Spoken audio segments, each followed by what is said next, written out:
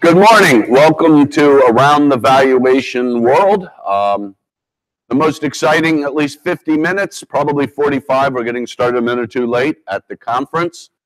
Thank you all for getting up early and attending. We appreciate you being here. A couple real quick housekeeping. Yesterday, they talked about the standards chart. I have a very pretty, suitable for framing, laminated chart of all the standards. It was in my package I received.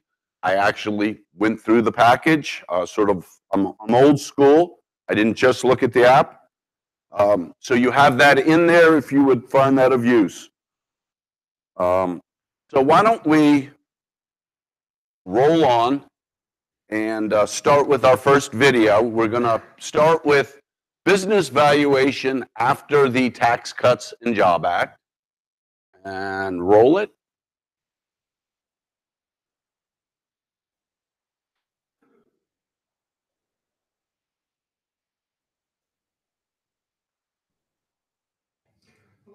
This is Ed in front of the Business Valuation World, and I have the pleasure today of interviewing Ms. Melissa Bijak and Mr. Robert Grossman, right after their presentation, their wonderful presentation regarding the business valuations after the tax cuts and the job acts, or TCJA as it's commonly called. Thank you for the time that you've given us. I wanted to ask you a few questions. Sure. My first question is, what should be the biggest takeaway for somebody watching or even not watching, not having been here today, from this presentation, from what you've prepared? Well, thank you. We're glad to be here. I think the biggest takeaway is that this particular tax law, more than any in recent decades, is a profound and watershed effect for professionals in the business valuation community. And while most people generally associate tax law changes with tax planning, of course, the obvious outcome, it does have a deep-rooted effect in the way we do our work as business valuators. And so it's incumbent on everyone in the business valuation profession to get familiar with the provisions of this act and to learn how they need to thread through those provisions in the processes and protocols they've been using in the past to do their business valuation work. All right, my next question is for Melissa. What can you provide in terms of an example or two about how the changes will impact the income approach of valuation, business valuation? Sure. I think with respect to the income approach, most of the changes that we'll experience will be in the numerator of our income approach calculations or the cash flow. First off, you see a huge increase in cash flow directly related to the reduction in the corporate income tax. There are other provisions in the TCJA that will translate to higher cash flows in the numerator of the income approach calculation. And also the denominator of the income approach calculation being the risk rate. I think we'll see some minor movement in that. I think most of our focus will be on that numerator and seeing how that plays out. Another example would be, I think in the past, we were accustomed to looking at a single year capitalization in the income approach. I think it'll be more prevalent now where we're using a discounted cash flow model and modeling how the changes in the TCJA play out over the discrete period of the projections. May I ask you how? Wonderful. Ed, you did the interview, you attended the session. What do you see as the main point? They'll turn on. Hello. Oh, here we are. Thank you, Greg. Thank you for the opportunity. It's been an amazing experience. I found myself absorbed into what they were saying. Before the interview, I was planning my part, just ask the questions, keep it to the time limits that they'd given me. But I found myself so absorbed in what they were saying that I just wanted to keep going. And they literally had to stop me. So it was very engaging. As a CPA, it directly affects me, the Tax Cuts and the Jobs Act, and our office is impacted, our clients are impacted. These are the exact same kind of questions we get every day in our office. Clients call, they come, they email. What is the impact on my life?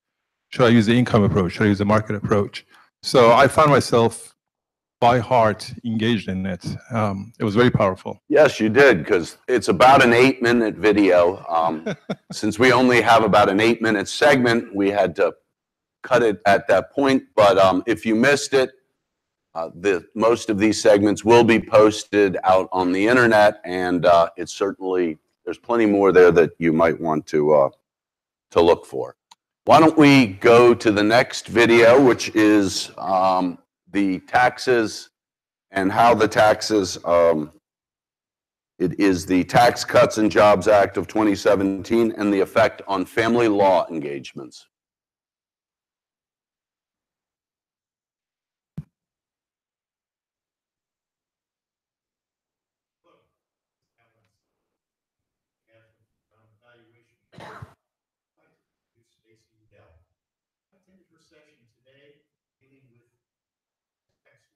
Tax Cuts and Jobs Act of 2017, massive changes that will affect business valuation. She gave us a great deal of insight, and I'd like to ask her now to summarize some of that insight for the benefit of our viewers. Stacy? I think the impact on the corporate tax rate is going to be one of the largest factors evaluators are going to have to address, because the C corporation rate now is 21%, and there's also going to be the 20% deduction for certain pass-through entities, but that's not applicable for other types of entities, and depends on the type of business, the level of income, the wages. There's going to be a lot of different factors that evaluators are going to have to determine how to handle when valuing businesses, and the fact that certain provisions of the Tax Act are going to change in 2026. So we have to consider the impact of the possible changes later on the current value of the business. Many states have adopted a fair value or a divorce value or some kind of an equity approach to business valuation, and they're requiring tax effect in the valuation of post-sale business. And now the tax effect is going to be measured under current law, and then you just mentioned that it's going to be changing in 2026. That's what they say, and I think it's going to be a matter of, what we do is a lot of art, there's not a science to it. I think there's going to be a lot of negotiating and arguing between the experts on both sides, trying to justify what makes more sense. And I think it is going to be a while before we see any decisions in the family law courts about what the appropriate methodology is. Because one of the interesting things is with a lot of these provisions, it's while they relate to the business, they are applied, limits are applied at the shareholder or partner level. So that means two partners owning the same ownership interest in the same business may have a different value in each of their hands, which could be okay if the standard of value is value to the holder. But if it's fair market value, I'm not sure how we are going to treat those cases when you really do have to look at the specifics of the individual owner. So the same business in... Wonderful. Again, there's more there. Alan, tell us what your thoughts were, both, I know you know this area very well, and on attending the session. It was a wonderful session. If you did not attend yesterday, and hopefully it's recorded, you can see it. The issue is one of applying the new tax law to business valuation in divorce, family law. And states vary in the standard of value that's applied. And this is critical because tax affecting is required in some states, such as Massachusetts and New York. It's mandatory. In other states, which is using a fair market value standard, there's great controversy as to whether tax affecting is appropriate. And here we have major changes in the tax law with regard to individuals and measuring the cash flow in valuing a business for family law purposes is either going to be on an after-tax basis, or if it's fair market value, it may be required to be on a pre-tax basis. This session gave us a lot of food for thought in terms of how do we approach this. And if there's any takeaway from it, it is the standard of value that's required in the jurisdiction for the purpose of the appraisal. And if that purpose is for family law, you must go to the family law rules to determine what is the proper standard of value and whether there's mandatory adjustment for taxes or it's a fair market value standard where you would apply the tax law standard. Wonderful. Why don't we, thank you, Alan. That was very good. That was far more than I know. Why don't we move on to the next video, which is covering federal and state case law update. This was on Tuesday, as one of the tax videos was from Tuesday also.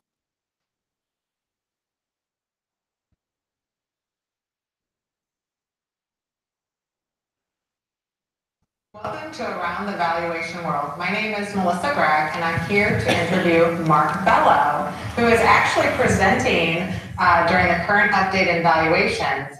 The program that he has is how two valuation experts can arrive at different conclusions. So Mark, tell us, what's the most interesting part of your program? The whole program is what is actually interesting. This program was actually designed and developed between Courtney Sparksway and myself, where in working through evaluation, two experts can take the exact same facts and actually arrive at a completely different conclusion.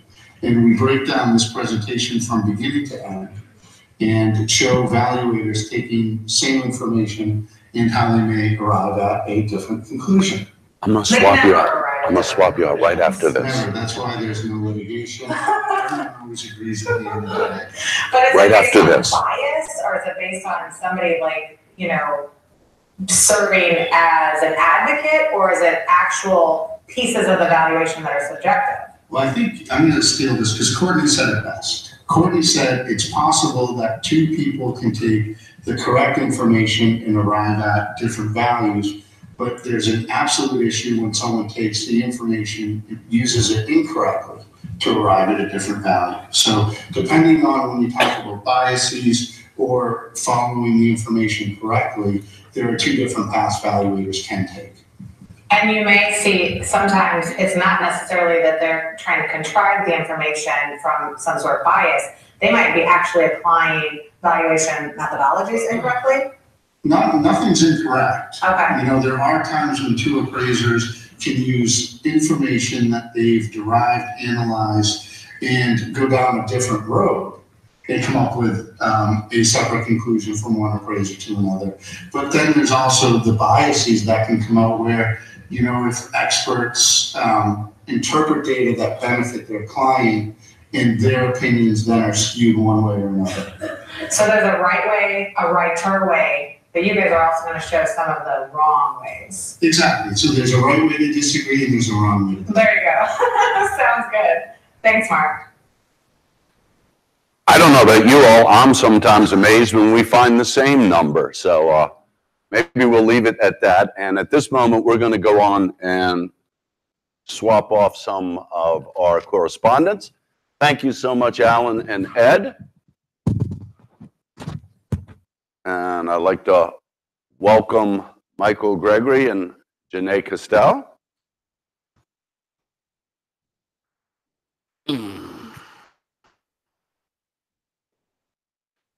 It's really fun. I can't read this with my glasses on.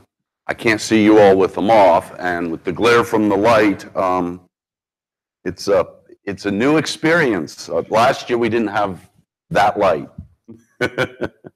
So Janae and Michael, thank you for coming up. I will mention Michael recently released, and they have him over in the break room. The Business Valuation and the IRS book. I am in the process of obtaining my copy. If you deal with the IRS, particularly if you deal with it with business valuations, but even if you deal with it in general, that is probably the definitive volume on that. And Janae, you attended the calculation of the business interruption claim. Why don't we roll that video?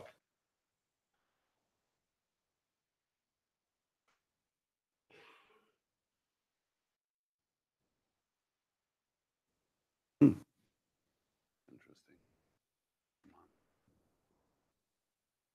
Now it is. Hi, I'm Janae Castell, and I'm one of the correspondents on Around the Valley. And I'm here with Carrie Merrifield, who did a presentation today on calculating. Now, Carrie, you talked some about the contractual elements of business interruption. But how is it that the valuation evaluator or an should go about looking at terms? What's key for us to know? The ramp-up period, restoration period, what do those things mean, and how should we work? I think the most important thing, and I'd say one of the things after you do engagement, is to get the policy and to look at the terms of the policy. Because every policy is going to be different. Every policy is going to have a different period of restoration, things that they'll cover.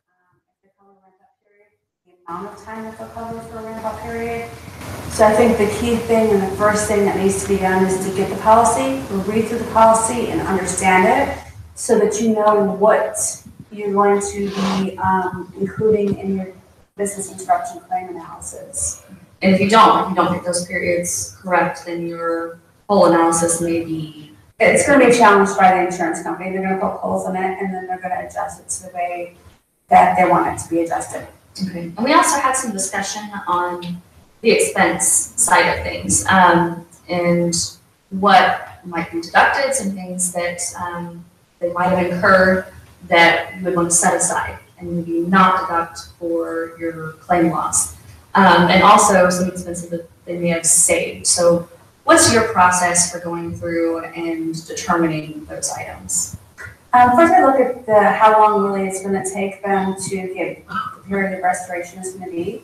If it's usually between 6 to 12 months, I'll kind of separate the expenses into fixed expenses and variable expenses. Because even though they're not operating, they're still going to keep the same place, and they're going to have to pay rent. There's certain expenses that just don't go away. They're going to have insurance every month.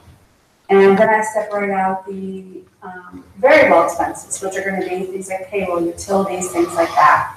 And those may be reduced or they may be eliminated. So you may have less expenses, but then you're going to have a section in your analysis which are saved expenses, which will include the utilities and the payroll and things like that. You may come across things like, for example, in the case that I did where they paid for the manager's funeral for $1,000. That's an unusual expense. You know, it's a one-time expense, and that's something that I would not include in there because it's not a recurring expense. So Janae, tell me a little more about calculating business interruption claims.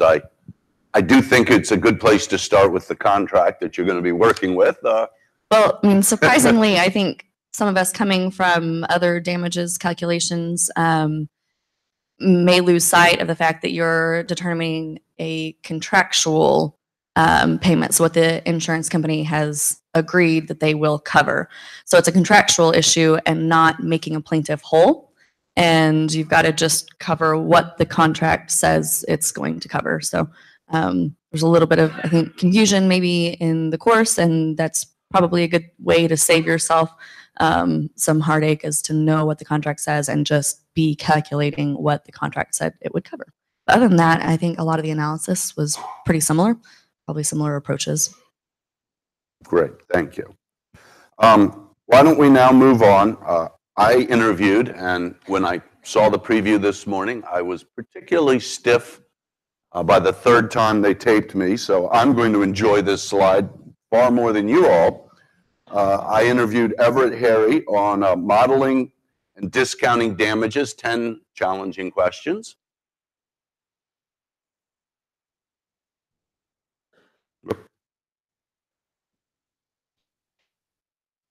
I'm Greg Caruso, and I'm here with Everett Harry, and I just attended his presentation on modeling and discounting lost profits, 10 questions. Everett, I guess where I'd like to start is, what are some of the common pitfalls, or what should valuation professionals that are getting into lost profit work, what should they know? Well, I mean, first, let me say I've always been very impressed with people who attain credentials in business valuation. It's a very robust discipline, tremendous amount of training, tremendous amount of reference material and resource. materials that they use are reliable. But having said that, migrating into measuring commercial damages doesn't mean simply translate and use your business valuation skills without some adaptation.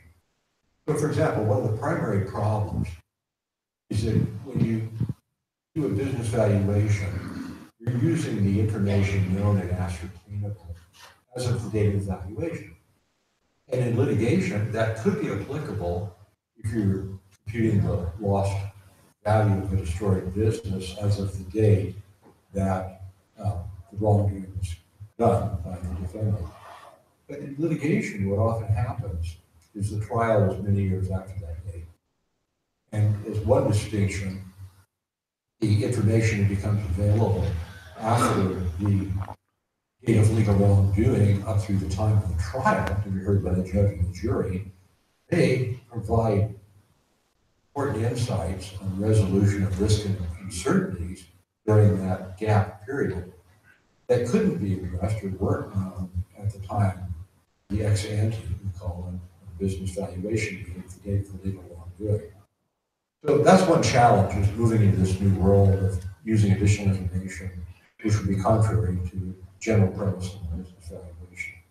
Another problem is business valuation is usually looking at the transfer of an ownership interest to another party, fair market value, or sometimes the value as held to the owner, but to perpetuity. They own the asset forever. If you go into a litigation arena, and for some reason, because of an existing contract, or because of pending regulations, after me chime in or on this a little technological bit? changes, Do you have any knowledge on the this? fact, the judge may Okay. say, no, the damages only extend. Because I'm for gonna a wrap you finite off. time. I'm gonna wrap you all off at the end of this. 5 years, 3 years, sometimes a bit longer. If you change your sometimes as mind, short as a few months. just nod your head, And when okay? that happens, some of the techniques and methods used to evaluate business, which work and are true for perpetuity, may not be appropriate for a short damage period. So what I will say, having attended, and I was so impressed, I went out and bought his book. So that, I'm pretty impressed when I run out of a conference seminar and buy a book. The other really big point, if you're used to doing valuations, an awful lot of what we do, particularly if you do litigation and some of the other pieces, really does transfer. What he was leading into, whatever it was leading into, were the discount rates that we use to measure in perpetuity are very different if you have a 3 or 4 year business interruption claim. And I'm not going to do math early in the morning without my computer, but it's remarkably different. And you really, if you haven't done one of these claims, when you do it, if you've got a 3 or 4 year lost profit horizon, because again, you've got, you know, you're supposed to be trying to correct the problem, you know, and there's other reasons why it is rare that it goes into perpetuity. Therefore, really make sure you research what the discount rate and the way it should be calculated for damages in those situations. Or you could have a very bad day on deposition or cross-examination, assuming the other side understands and knows what they're doing. It was very on point. He covered a lot of very, you know, again, it was 10 questions. They were very good, very pertinent questions. And like I said, I would recommend it to anyone. Also, in Hitchner's booth, they have his book. So, like I said, I went and ran over and bought it, and they were nice enough to mail it to me. So I don't have something large and chunky in my already full suitcase. Yes. With that, I think we are going to roll to our next tape. Rod Burkert, I think we're going to switch off here. Thank you all.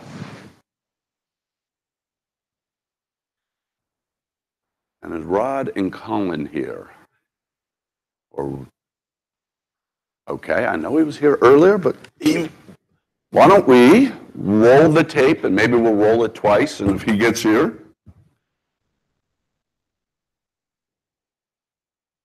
all alone. I'm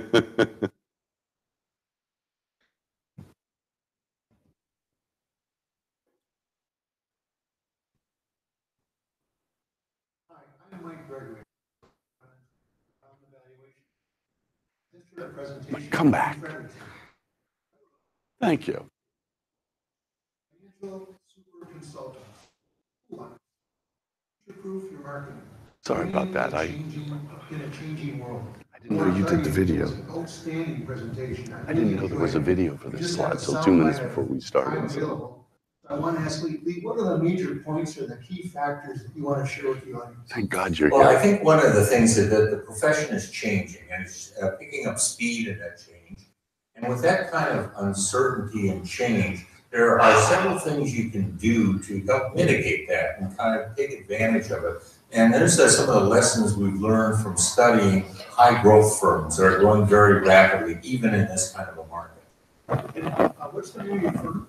The name of our firm is Hinge. Yes, Hinge Marketing specializes in services and does work with business valuation professionals. Right, we specialize in working with professional services firms, accounting and financial, management, consultings, engineers, architects, that kind of thing. I know I reached out to your firm, and I really appreciate the advice that I received from your firm to help me. What are specific things that you want to share in the soundbite with the folks that were able to hear your presentation? Well, the first thing I'd share is it starts with understanding your market. So put your first effort in really understanding not only what you understand, but how the market understands you and what are the challenges they're working with. Because if you can understand what their business challenges are and tailor your services and talk about your services in a way that makes them relevant to them, you'll find you're a lot more successful in terms of closing new business. And put it in my own words, what I hear you saying is we're not a supply push organization, we're a demand pull organization. What are their demands? What are their concerns and how can we relate to them? That's right. That's exactly right. And sometimes it's a matter of they are not experts in how your services can help them. They probably don't even know what you do or how you do it. They trust that you know what you're doing. What they want to know is how's that going to help me? How's that going to solve the problem I have? And sometimes it's as simple as helping them understand the nature of the problem they have and how your solution is relevant. You presented some information on the top 20% firms. In just a soundbite, what do those firms have as lessons that we can learn from them? I think the first thing is that you have to embrace change. Second thing is that you have to study and research your marketplace. And the third thing is you have to have some kind of specialized expertise. And the more specialized you are, the more you can boil it down into easy to understand specialization, the more likely you are to get referrals that are really the kind of firms that you want to work for. Very good. Thank you very much. It was my pleasure to attend the session. I want to thank Dr. Lee Frederickson for giving us this soundbite of information from around the valuation world. Thank you very much. Thank you. Fortunately, Michael was reincarnated because I wasn't quite sure what I was going to do for 10 minutes by myself up here. We're trying to be as smooth as Good Morning America, and as you can tell, we didn't quite make it today, but perhaps tomorrow.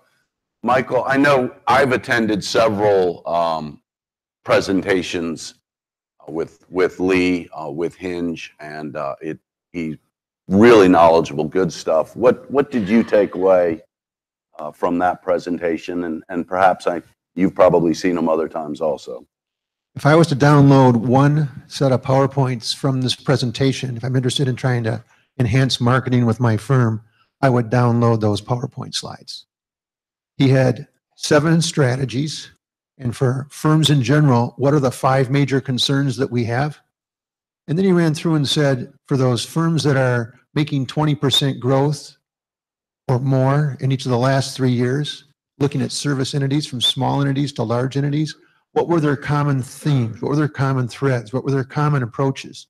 And he mentioned those right there. The one other item that he didn't mention that was in his presentation that I'd bring up to you is that when we focus on training, those firms set aside an hour a day for training for themselves and their employees. And with that hour a day of training, that's on average, work it out in the course of a week or a year. those firms had a 50-50 mixture of technical and elements relating to collaboration. And when you heard the artificial intelligence commentary yesterday from our keynote speaker, he talked about change and what do we want to do going forward. He talked about collaboration in marketing and collaboration with others and collaboration within your firm. And it's not the marketing department's role, it's all of our roles. And how do we collaborate and work together on that? So those are some of my key takeaways. I do subscribe to Hinge. It's free. I'd encourage any of you to get the information that they send out on a regular basis. It's very helpful. So I think those are my major takeaways. Great. Yes, I know at Hinge's website, they have a tremendous library of things, studies, downloads, information on how to improve your practice. They do focus on professional service firms, so it is very pertinent to what we do and what we experience in terms of, selling and working with clients. So it is very useful. Rod, would you like to come on up? You can stay. You can stay. All right. See, good on-the-air coordination. Rod, we were just talking about, future-proofing your marketing and winning in a changing world. I can still read. Why don't you give us some of your thoughts? Again, we interviewed you just a week ago on the show, and you had some very similar, again, thoughts on the marketing into the next couple of years and what we should be doing. Why don't you give us some of your thoughts on some things we should be doing, I guess, in the internet age as someone who is mobile? Gosh, how much time do we have? You got about 5 to 8 minutes. Yeah. I think the big thing today versus when many of us in the room got into this valuation world back in the, let's say, the 90s, and be polite. I mean, I'm looking at some of the younger people here. I'd give my right arm to be, your right arm to be 10 years younger again. I think what the internet has done is really leveled the playing field for buyers of our services. I mean, we actually have to me, my opinion is we actually have very little control about being selected as an expert anymore. Where we show up, what we do when we show up, where we show up, the speaking, the writing, and everything. That's about the only thing that we can do. Beyond that, the search capabilities of the internet, using a social media platform like LinkedIn, using Bing or Google to find experts like us, buyers can all do that. And geographic locations really don't matter that much anymore. I don't know about some of the other people that do litigation work, but I'm getting a lot of comments from attorneys on the order of, we don't care where you are, because as Greg mentioned, I am traveling around full-time in an RV. We don't care where you are. First of all, most of these cases are going to settle anyhow. And if we have to fly you in, we'll fly you in. The point being, we want the best expert that we can find nationwide, not necessarily just the one that's in our backyard. And so because of that, I think what we do, how we market ourselves, which is what I'll be talking about a little bit later this morning, how we market ourselves. So where do we show up? What our message is, what makes us different from any other expert that a buyer could hire. What's our positioning? You can't be everything to everyone. So who specifically are you going to serve? What practice area, what industry niche? Really, those three things are all searchable now, are all findable by a buyer of our professional services. And if we're not out there when the buyers are looking for us, where the buyers are looking for us, when they need us, it's kind of like we don't exist. Wonderful. We also have, as you can tell, we are doing this on the fly. We have Colin Brown here. He does internet and search type work, which at least they keep telling me is the future, and I know I keep putting a lot of time into blog posts and search engine marketing myself. Why don't you tell us a little bit about how you see, or some pointers we should be following into the future? For sure, today creating content is it used to be that we could put up anything, and I remember when I first got started, I put up a page that had Ronco food dehydrators, and Ronco hadn't gotten on the internet at that time, and they would actually do an infomercial, and I would get all the sales because people go and look on, how to order online, and they didn't have an online order system at the time. And so, but that time has definitely changed. You really can't, what we call spam the search engines. It just doesn't work anymore. So creating good content is really the way to go. It's time consuming and a challenge for sure. It takes a lot of time, but you can definitely, you can take the top 10 spots by just creating content. One thing I do recommend people do is you take one piece of content. So for example, you've got, let's say a blog post. You could take that blog post and turn it into a PowerPoint and then post the PowerPoint to SlideShare, which will get you great returns on the search engines. You can do the same thing and then take that PowerPoint, and then I'll create a YouTube video using Camtasia or another piece of software to turn it into a video. So you can take the same piece of content and create multiple versions of it, and that will also pay great dividends. Colin, just to interrupt, I think those are great ideas. I wouldn't disagree with any one of them. I think many of you might be thinking, damn, I don't have the time to do something on YouTube. I started shooting video in September 2017. I think I've created about 22 videos. I found somebody on Upwork who takes so I sit there wherever the RV is parked. I go out to the picnic table. The last one you'll see, I'm standing behind in front of a lake, and the camera's looking at me. I've got a tripod. I've got a wired lavalier mic, and I've got my iPhone turned landscape. I take the video as it is. Oh, and there's a $15 teleprompter app that you can get on iPad on the Apple Store. That's really freaking cool. So that's all I use to film my videos. I keep the videos to somewhere around 2 to 4 minutes, and I send them to a guy who volunteered to do it for $10 a video. I told him I would work with him, but I needed to pay him $15 because I felt guilty paying him $10. But he takes my video from a shared Dropbox folder.